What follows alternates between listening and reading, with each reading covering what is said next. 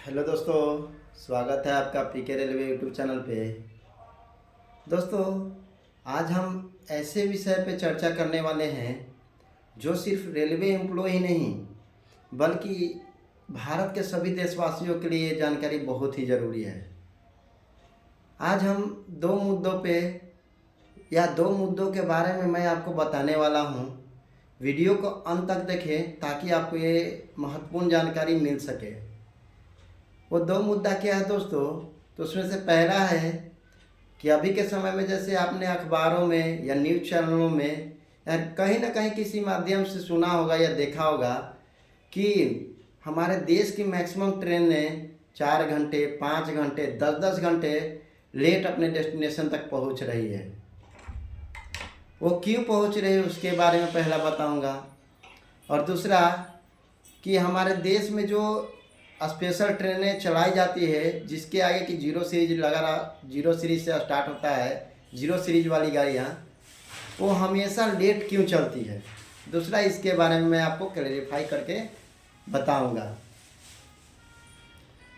तो दोस्तों, जैसा कि पहला क्वेश्चन है कि अभी की मैक्सिमम गाड़ियाँ अपने डेस्टिनेशन तक लेट क्यों पहुंच रही है, तो उसके बारे में मैं बताना चाहता हूं दोस्तों कि अभी ठंड का मौसम चल रहा है और ठंड के मौसम में बहुत ही ज़्यादा कोहरा, मतलब कि उसको इंग्लिश में फॉग बोलते हैं, फॉग गिर रहा है।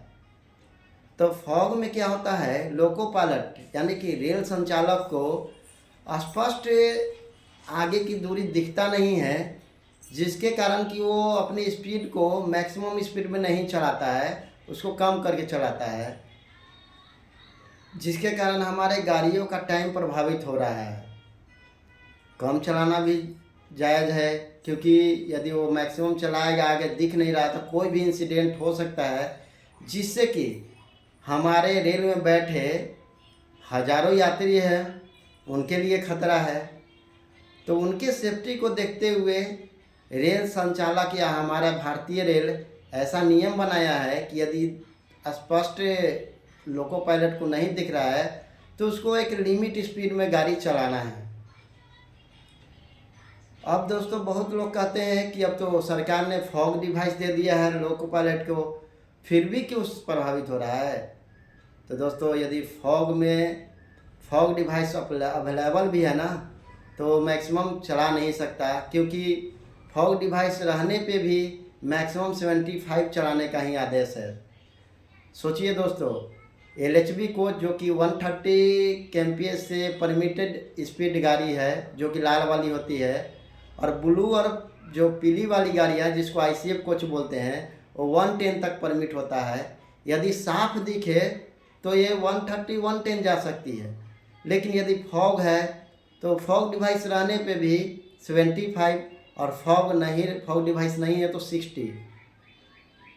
तो दोस्तों, सोचिए कितना स्पीड प्रभावित कर रहा है। स्पीड इतना स्पीड में जाने से जब जब रात होगा फॉग होगा, या दिन को भी कोई किसी एरिया में फॉग है, स्पष्ट नहीं दिख रहा है, तो 75-60 से जाएगा, तो टाइम तो प्रभावित होना लाजमी है।